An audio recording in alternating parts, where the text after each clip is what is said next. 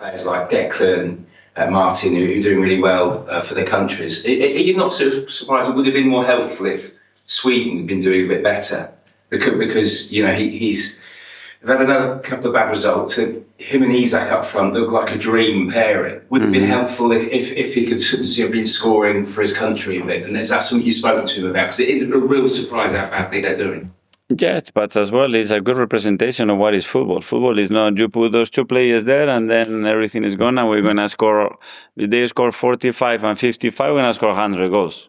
It doesn't work like this, and it's a really good example of how tough this industry and this sport is. And even with the best possible ingredients, sometimes it's not enough to win. But I seen it yesterday, and I think if that's done something, it's even be more eager and more determined to do what it has to do here. Do you think he's trying too hard sometimes? I don't think so.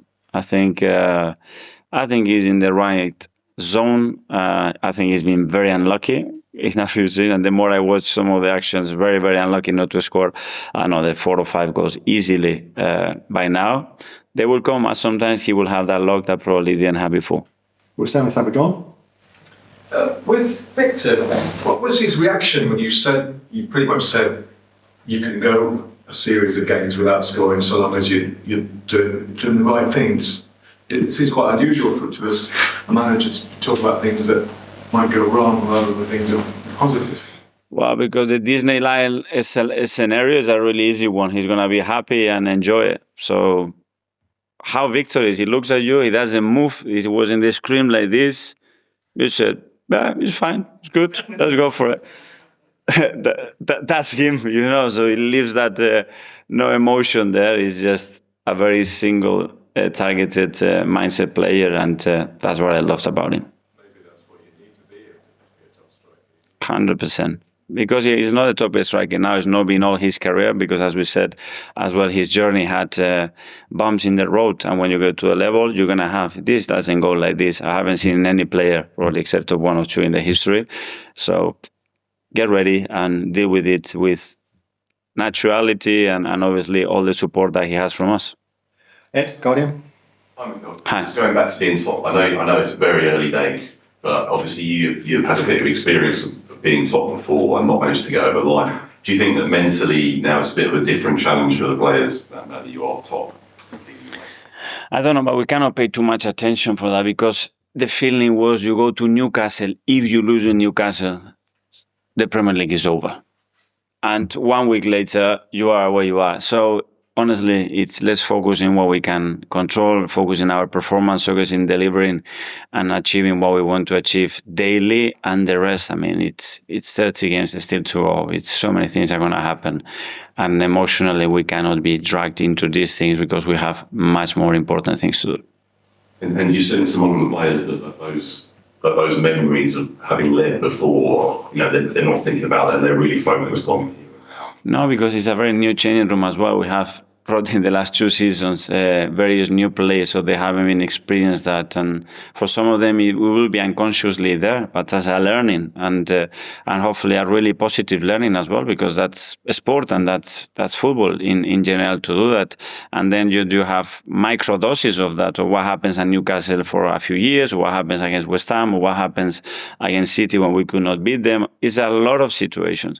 And then we have learned from that. And then the ultimate goal, if we do a lot of the small things well, it will come.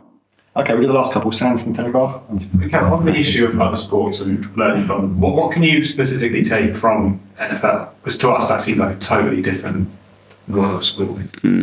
Well, it gives you context, especially when I have seen Sean run a day with them and how his day looks and the amount of meeting that he has. He has 74 players in the squad, and he has 10 meetings before he even starts, and players are taking notes for 2 hours. They are in meetings. It's all about education and culture. So how much information a player can take, depending on what he's been educated with. So what is a lot? 15 minutes meeting, 45 or 2.5 hours. The capacity that they have as well to create different scenarios. They're already set peace orientated sport, and then how you connect with an organization where you have a lot of limits in terms of the rules as well. It's a lot. So how you maximize all that is a completely different world to me. And there are things that you can implement because with the restriction they have, how they maximize certain areas is unbelievable. And in my opinion, football and other sports, we are not there yet. So it's a lot to take. You think about a lot. What do left-footers bring? What's the benefit of having lots of balance at the end? When you have a strong foot, you are more orientated and more inclined to play certain passes in certain directions. When you want to attack certain spaces, if you are an inverted foot or natural foot player, the ball is going to arrive in the box in different ways. So there are certain connections. How deep you can play a ball when you are playing in certain space is related to how dominant you are in your foot. So it's a lot of things to consider. Finally to Gary, for times. You mentioned sort of the owner's ambition. So one of the ambitions maybe is to enlarge or expand the stadium. What would your role be in that and in that process? Nothing. If somebody asks me my opinion, I want for how long we're gonna be out. That would be the first one. But I mean, they've done it in other countries, other sports in an incredible way. And it's about, when I talk about vision, is everything. Infrastructure is one of them, how this club looks in 5 years, in 10 years, in 20 years, in 50 years. And I'm sure there is a big master plan. They already thought about those things much better than me. Because one of the things you've obviously done here is improve the stadium and the atmosphere. And so there will be one of the fans groups already that said, be careful about changing that atmosphere. That's why I was asking whether you have an involvement in what you would like to see in the way a new stadium might look and how you improve the atmosphere for everyone. I don't know. We are not there yet, so I don't know how that will look. What I can tell you is when we are doing major decisions, we share them. Obviously, they're going to lead all the decisions at the end, but to all the people involved in those discussions or on the daily work or the flow of that, they are super conscious of that because they have a lot of experience. Okay, guys, that's us. Thank you. Go, Gunners.